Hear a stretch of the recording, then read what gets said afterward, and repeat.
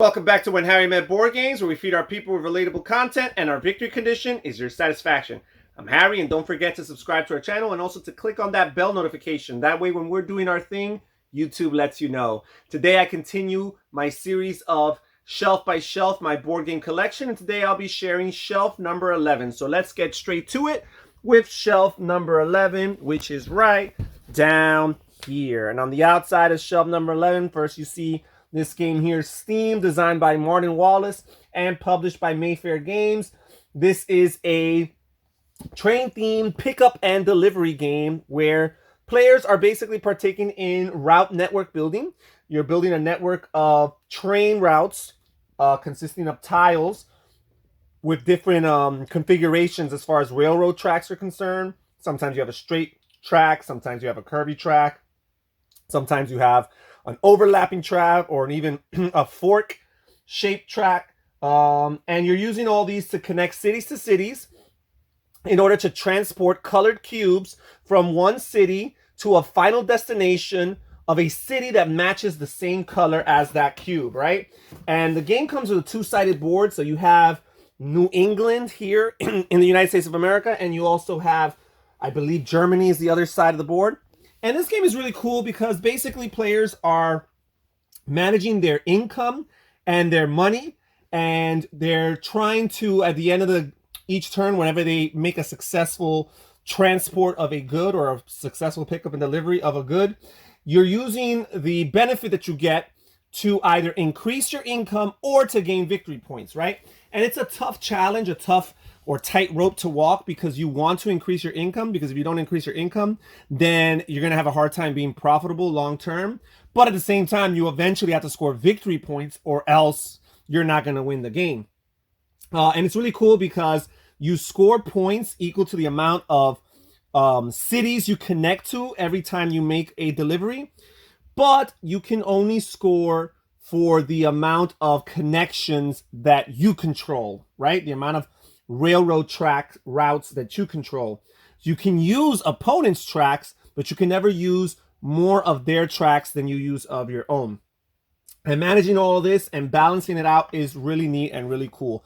Not a game for everyone, but it's fun for me, Steam. And also, we have a bunch of other games back here. First of all, we have the classic Citadels, designed by Bruno Faidutti. Players are trying to build their city with 7 different types of, or 7 building cards, or city cards, that each give them different amount of points. But what's interesting is that at the beginning of the round, you take part in this card drafting for a secret player role. And you have a bunch of different roles, and they all do different things. And also the role determines the turn order for that round, because you will call the characters out from 1 through 8, and in that order, it'll create the opportunities for the players to take the action. So there is no fixed turn order. And the way these roles complement each other and affect your decision-making process is really intricate, really neat. The challenge about this game is that sometimes the roles are a little bit mean. You have the assassin, who can straight up just kill a character for a given turn and make sure that they don't even have a turn, or the thief, who will steal all their money. So it can be mean. There are some expansions that add different roles to it, so you can balance things out and maybe include characters that are not quite as cutthroat in the game. We also have the classic Lord of the Rings, designed by Rainer Knizia, the first cooperative board game in modern board game design. This is a clearly Lord of the Rings theme, popular IP. Players are traveling. They're a group of hobbits hoping to make it to Mount Doom in Mordor and destroy the one true ring and the One Ring. And basically you're working collaboratively, trying to make decisions to prevent you from gaining too much corruption, because there's this corruption track that the player pieces will be advancing on, and Sauron is coming from the other end of that corruption track. And if Sauron ever overlaps with a character, he eliminates that character, he kills him. And if that character happens to be the ring bearer, because you will be alternating ring bearers throughout the game as the game progresses, if the player eliminated is the ring bearer, then all players have lost the game. So you're managing that. Sometimes you're making some sacrificial decisions, allowing yourself to advance in the corruption track for the better good or the benefit of the rest of the fellowship. You have 4 different boards. It's two different boards, double-sided, that represent the 4 main adventures of the game. And you're just playing cards to advance through these different tracks and trying to suffer as few casualties as possible. There's a bunch of event tiles you're drawing throughout the game, and some of these event tiles are really detrimental to the group of players.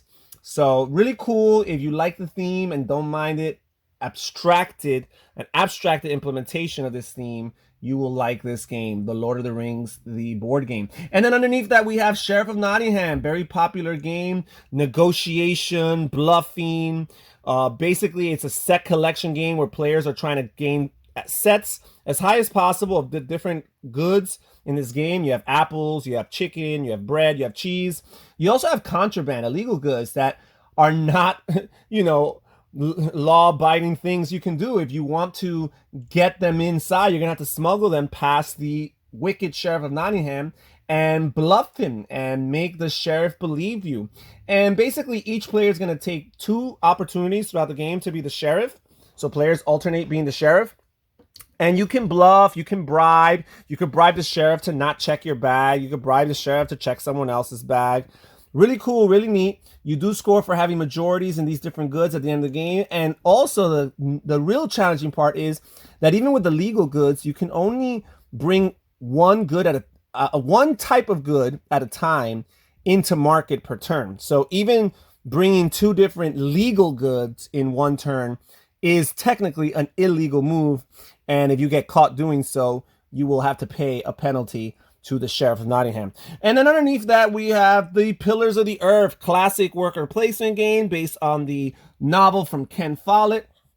Really good, beautiful board by Michael Menzel. The worker placement in this game is really neat. It's such a intuitive game to play because the way the board is designed, all the worker placement spots flow clockwise, in clockwise order. So they trigger in that same order. So no matter where you place your workers and what order you place your workers, you're always going to carry out and execute their actions clockwise. So it makes it easy to keep track of. You never have to worry about that or wonder or forget or reread the rule books.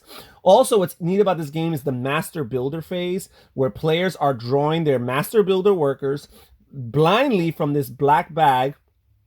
And in the order in which they pull out these workers, that gives players the opportunity to execute their worker placement actions in that order. So if you draw your worker, your master builder, you can go before anybody else. However, the earlier your piece is drawn from the bag, the higher of a price you have to pay in order to place that worker down. Yes, worker placement is not technically free in this game.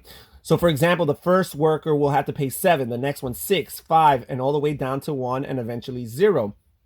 Well, if you choose, you can choose to pass your opportunity to be first, put yourself towards the end of the row, and you will be able to execute your action for free. So it's all a matter of, is it worth it for the particular action you want? And maybe as the, pieces get drawn more and more, and maybe you find yourself maybe in the 4, 3, or even 2 range of money that you have to pay to place your worker, maybe it'll be a little bit more worthwhile then. But sure, earlier on, you really have to think about whether or not you really want to place your worker down at the expense of paying 7, 6, or 5 coins for that. All right, and then finally, the last game we have on this shelf number 11, we have the classic 7 Wonders. I absolutely loved 7 Wonders, and I in particular here, I have a bunch of stuff in that box. I do have a customized insert in which I keep not only the base game, but I keep the